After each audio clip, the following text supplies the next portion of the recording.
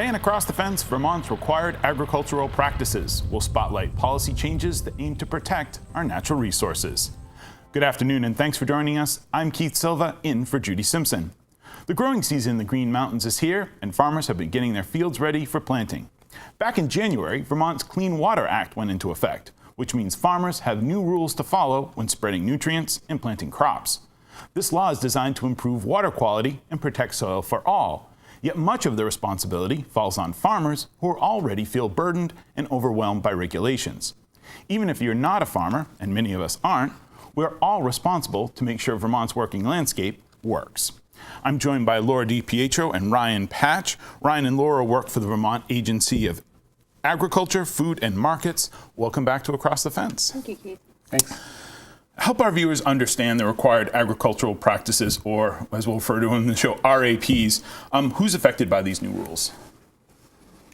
Sure, everyone is. Essentially, the rules require all people who are farming, so anyone who is managing at least 4 acres or more, to operate under these rules. They're management rules intended to be practical and be able to be done with very little cost input.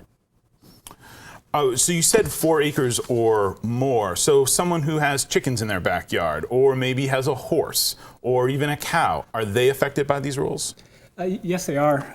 Some of the parts of the RAPs they'd want to be aware of include some of the requirements for siting manure stacks, for example, or if they have livestock, making sure they're aware of how their livestock are interfacing with streams that may run through their property, and if there's excessive stream bank erosion, they may need to put up some exclusion fencing, for example. And what about those places that are under those thresholds, that less than 4? Whose responsibility is that? Yeah, the local towns can come up with ordinances or restrictions if they needed to. Essentially, more backyard farming type of farming operations, which you see more and more in Vermont with people having backyard chickens or a horse or so. Hobby farms. Yeah, or there's a lot of names for them. Yeah. But essentially, that local control is where that would rest, and the agency is ready and prepared to help any town that needs assistance in trying to work to figure out how to integrate some of those. Some of the major cities like Burlington, South Burlington, have already created some type of coverage to be able to protect them for managing these type of animal activities near homes. Okay. What areas on small farms are going to require the most resources in order to meet these regulations? I think barnyards and manure stacking, just management of manure in general, if you have livestock. Okay. Because your site tends to be more restricted. In some instances, your infrastructure tends to be older because it's a farm that you're trying to repurpose. Right. And so working with the new regulations with older infrastructure can pose some challenges, but there are cost share programs and opportunities to help build infrastructure that can put it in the right place.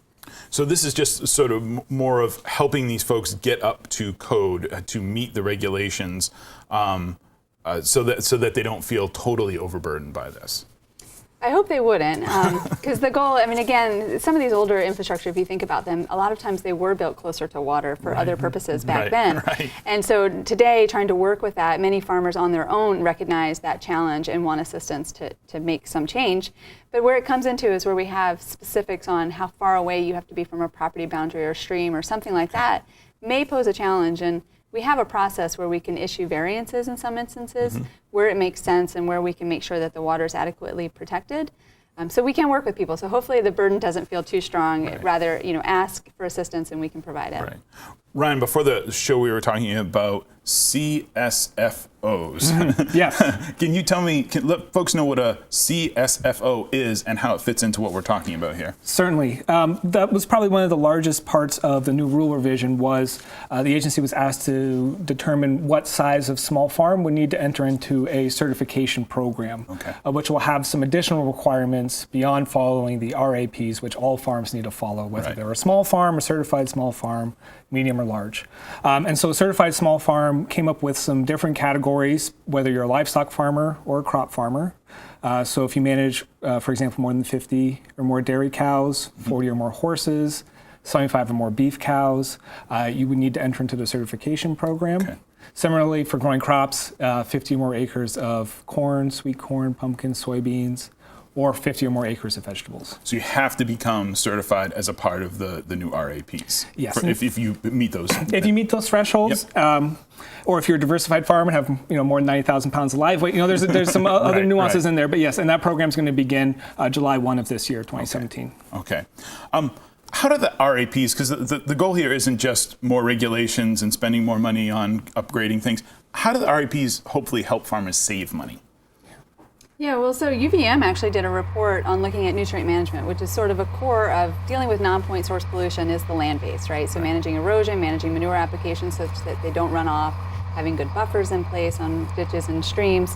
And basically, a nutrient management plan is the resource that allows you to assess your risk and figure out, are you over-applying nutrients? And if you are, there's an opportunity where there's cost savings if you're utilizing like synthetic fertilizers in addition to manure. So it was on average, what was it, $100? $100 an acre was a savings. Right, through that plan that UVM did when they looked at farms and assessed the change from not to having a nutrient management plan. And there's also savings in the fact that you're putting less trucks on the ground, you're spending less money on gas. It's not just the savings with manure, which there's money in there, but it's all those other things that come after that as well. Right. Certainly, some efficiencies can be realized when looking at your whole farm and deciding where best to allocate your nutrients. Another UVM survey found a reduction of 20% of the amount of fertilizer inputs a farmer would need to purchase to meet their crop goals. So definitely a lot of savings, not just from efficient application, but also purchasing inputs as well. The cost of them as well. Yeah. Well, a lot of the focus of the RAPs has been on dairy and livestock, but the rules apply to vegetable farmers as well. To find out more, I spoke with Andy Jones. He manages the Intervale Community Farm in Burlington. I think the RAPs are going to affect different vegetable farms differently. Larger scale farms, farms with mixed, diversified livestock and vegetable operations are going to have to do significantly more to comply with some of the RAPs than the very small scale, couple acre market garden folks around the state who are just selling off of a roadside farm stand off of their property. I think the big things are going to be nutrient management. So everybody is going to have some sensible nutrient management plan. We've been working closely with people at UVM Extension to develop some workable nutrient management plans that aren't quite as bureaucratic and difficult as some of the official 590 plans and whatnot that are out there from NRCS and other agencies. So coming up with workable solutions, but plans that really do try to balance the nutrients in, phosphorus in versus nutrients out. I think the other aspect that growers are going to need to pay attention to is using cover crops and green manures over the winter in particular, which on balance isn't going to be a stretch for a lot of growers because the vegetable farmers have been, I think, early adopters of some of those practices, in part because they don't have livestock and manure to use as easily to build their soil fertility, so they've been more reliant on some of these other ways to provide nutrients and to build the soil organic matter. I think for most vegetable growers, these rules are going to be achievable.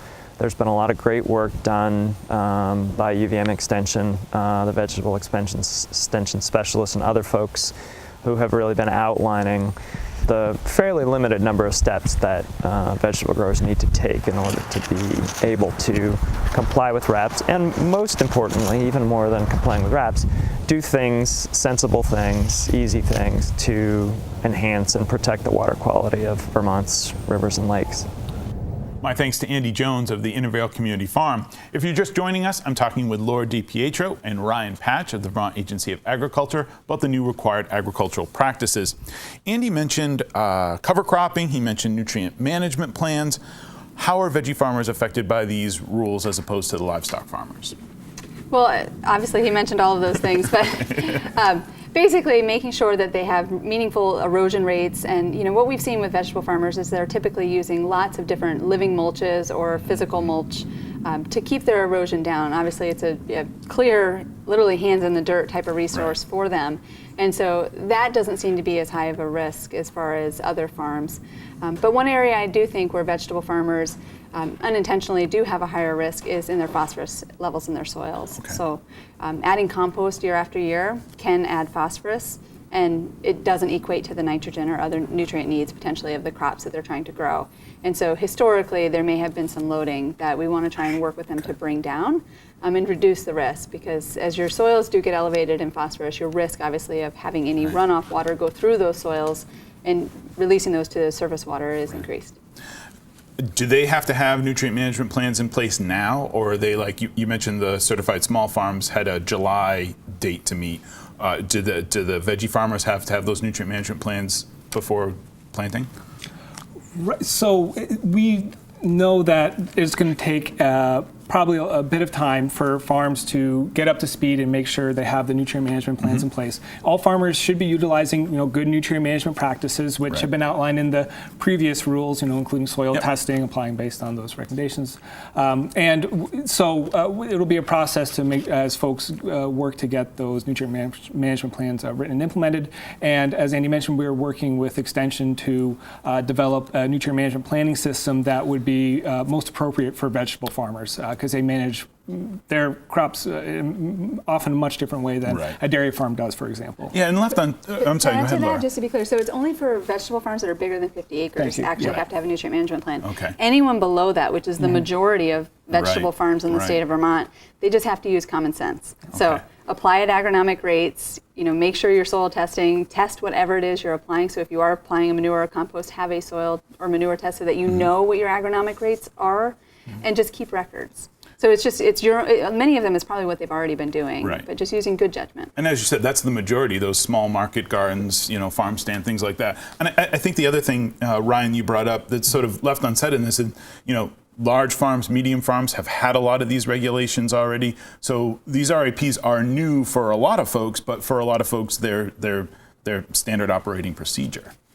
There hasn't been that. There isn't just you weren't doing something and now you are.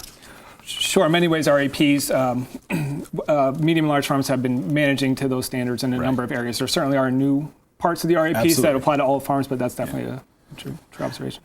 RAPs require farmers to keep detailed records, as you said. How is this enforced by the Agency of Ag? So the agency, what we do is we go on inspections. So large farms every year, every facility, medium farms within 3-year period, we get to every facility. And then these new certified small farms, so 50 acres, 50 cows as an example, up from there, every 7 years is the requirement. And so we will begin that process after July 1, going to farms. We're really going to focus on education in the first round, because the first time someone walks through your farm and gives you that lens of how the RAPs in your farm are working together, it can be a real educational opportunity to highlight what we're talking about. But from there on, in the future, we'll be moving in a direction that'll be just similar to the medium and large farms, which is just a routine inspection. And both of you have been doing a lot, going around, meeting with farmers, talking with farmers. What other sort of assistance is available from the agency? Sure.